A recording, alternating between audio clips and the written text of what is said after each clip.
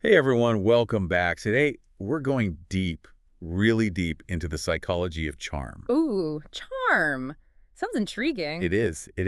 And we're getting our intel from, get this, a source called Kor Kwam Diwong. Oh, Kwam Tiwan. That's Thai apparently means placed message, but don't worry, we'll unpack it all. Okay, I'm all yours. Now we think of charm as this magical thing, right? Like you've either got it or you don't. Right, some people just walk into a room and bam, they've got everyone hooked. Exactly. But this deep dive, it suggests that maybe, just maybe, charm is a bit more learnable. Oh, so there are tricks to the trade. I like it. Tricks, tips, call them what you will. But yeah, there's some real psych behind it. Okay, I'm ready to be charmed. All right, so tip numero uno. You ready for this? It's all about good vibes, good mood, good times. I feel like I'm sensing a theme already. You're catching on quick. Yeah. So it says that when you chat with someone who's already happy, you're more likable. Hmm. Well, yeah, wouldn't you want to hang with someone who's bringing the good vibes? Totally. Yeah.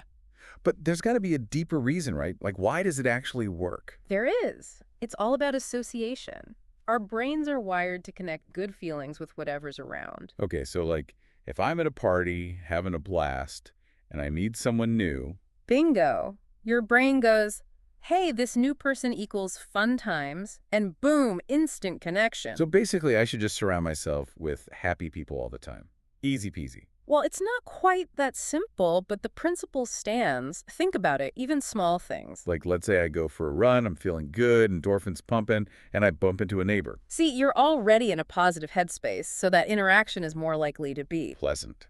Way more likely to be pleasant. Now, this ties into another fascinating concept, the power of proximity. Oh yeah, like out of sight, out of mind, but if you're always around. Exactly. It's called the mere exposure effect, and it's kind of wild. Basically, the more we see something, the more we like it. Okay, so like that song on the radio, first time, but then it grows on you. Exactly. It's about familiarity. Our brains are wired to be cautious of the unknown, so the more familiar something becomes, The safer it feels. you got it. And that goes for people too.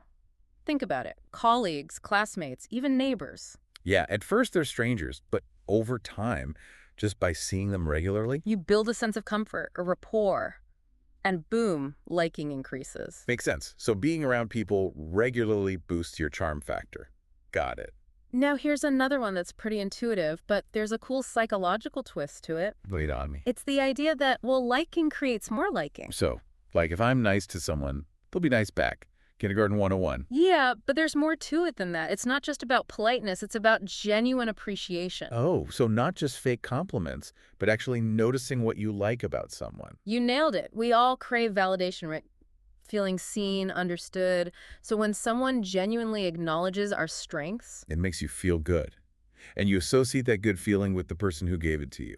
boom, liking begets liking. It's a chain reaction of positivity. This is awesome. We're like charm ninjas over here. Totally. And speaking of connections, we got to talk about shared interests. Yes. Because conversations are just way smoother when you have common ground. Right? Absolutely. It's like instant bonding. Think of it like this. You walk into a room full of strangers. Okay, picturing it. You're feeling awkward, unsure what to say. Then you overhear someone talking about, I don't know, your favorite band. And suddenly you're not strangers anymore. You've got something to connect over. Exactly. Shared passions, they're like shortcuts to friendship, or at least to a good conversation. So join a club, pick up a hobby, find your people. Makes sense to me. Now, this next one, it's all about good vibes again. Radiate that positive energy. Oh, I love this. Those people who just light up a room, you can't help but be drawn to them. It's contagious. We're wired to gravitate towards positivity. Think about it. When you're around someone cheerful, You feel more cheerful, like their good mood rubs off on you. exactly, it creates this comfortable, welcoming atmosphere, and everyone wants to be part of that. But key word here, genuine. Yeah. Don't force it. Absolutely. Fake positivity, it's like worse than none at all. Okay, noted. No fake smiles allowed. Now, this next one, it might sound a little sneaky at first, but trust me, it's fascinating. Hit me with it. It's all about mirroring body language.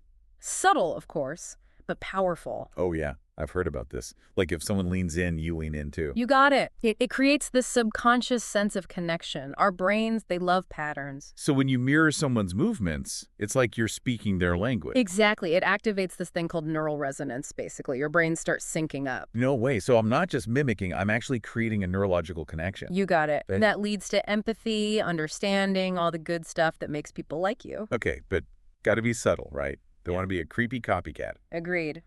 Now, for a real head scratcher, are you ready? Asking for small favors can boost your charm. Wait, what? How does asking for a HLP make people like you more? It's called the Ben Franklin effect. And it's wild. Our brains hate inconsistency. Okay, so if I do something nice for someone, like lend them a book. Your brain goes, well, I wouldn't do that for someone I dislike, so I must like them. It's Well- like self-justification. So asking for a favor is basically tricking someone into liking you more. In a way, yeah. But it's got to be small, genuine. Like, hey, can you hold this for a sec? If you reach that top shelf for me, boom, now they like me. Exactly. Okay, ready for another one?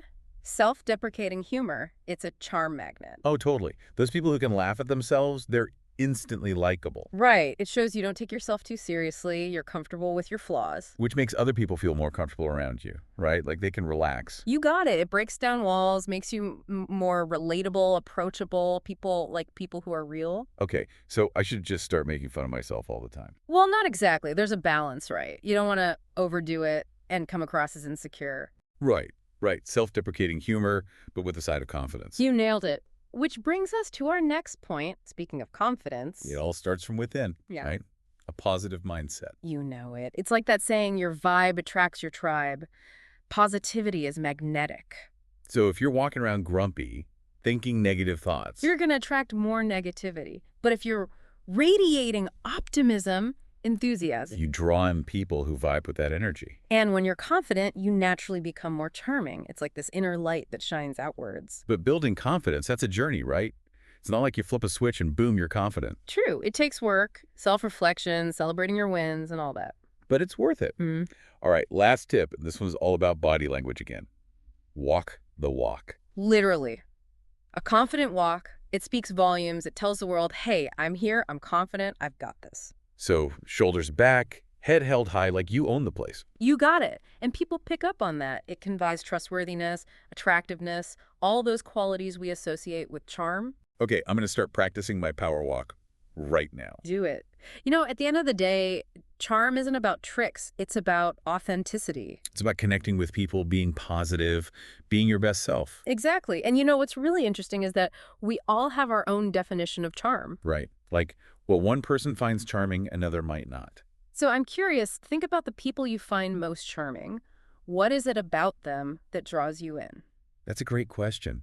Maybe they embody some of these tips without even realizing it. Could be. And hey, maybe we've all got a bit more charm potential than we think. This has been such an awesome deep dive. I feel like I learned a ton. Me too. Who knew charm was so psychological? Right. It's like a whole secret language we can learn to speak. And the best part is we can use these tips everywhere, not just in our personal lives, but at work, in social settings, everywhere. So go forth and charm the world.